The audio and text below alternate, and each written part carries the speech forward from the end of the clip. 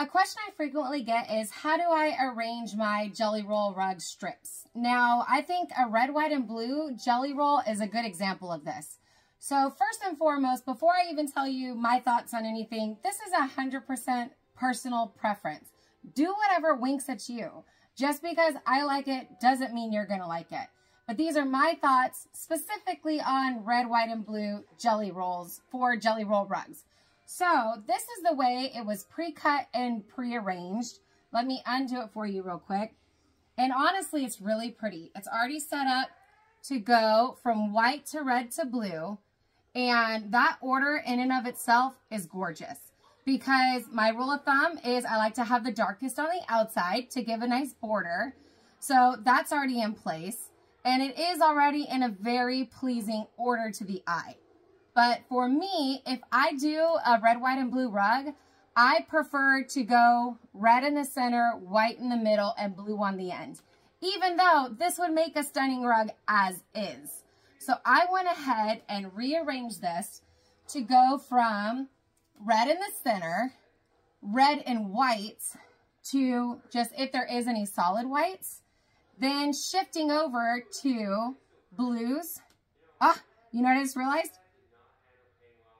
Wait, my brain stopped working for a minute. Okay, so I have it go from red to any of the red and whites, if there's any solid whites, to red, white, and blues, any blues and whites, and then finishing up on blues.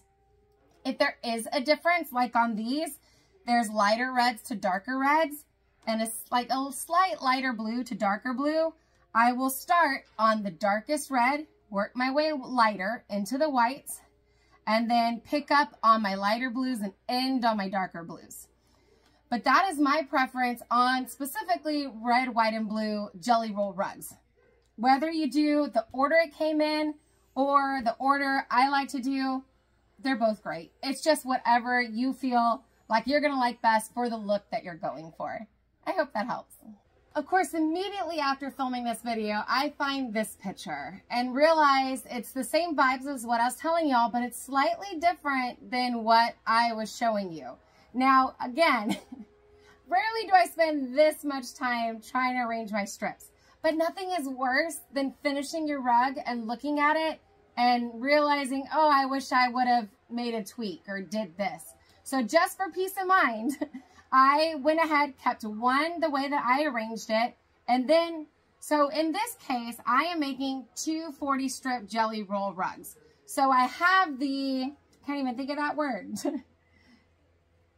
What is that word? Oh, well, I can't think of the word. So anyways, I have the benefit, I guess you could say, of comparing one to the other before I commit.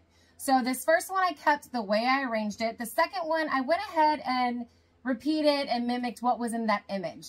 And this is them side by side.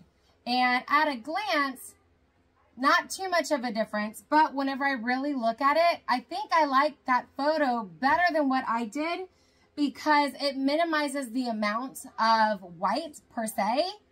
Because on my arrangement, there's definitely going to be a bigger chunk of white versus this. Yet they still achieve the same blend and same flow. So another thing I would always recommend is whenever you purchase your Jelly Roll, I would look up different, sometimes they do have different arrangements on display or different assortments of that fabric. So in this case, I actually liked what they did better, even though both options are not the way the Jelly Roll came packaged. I hope that makes sense. But I'm glad I happened to stumble onto that. So now, I don't know what's going on over there. So now I'm actually going to change what I did, have it match this one, and get sewing. And I guess go figure out what's going on over there.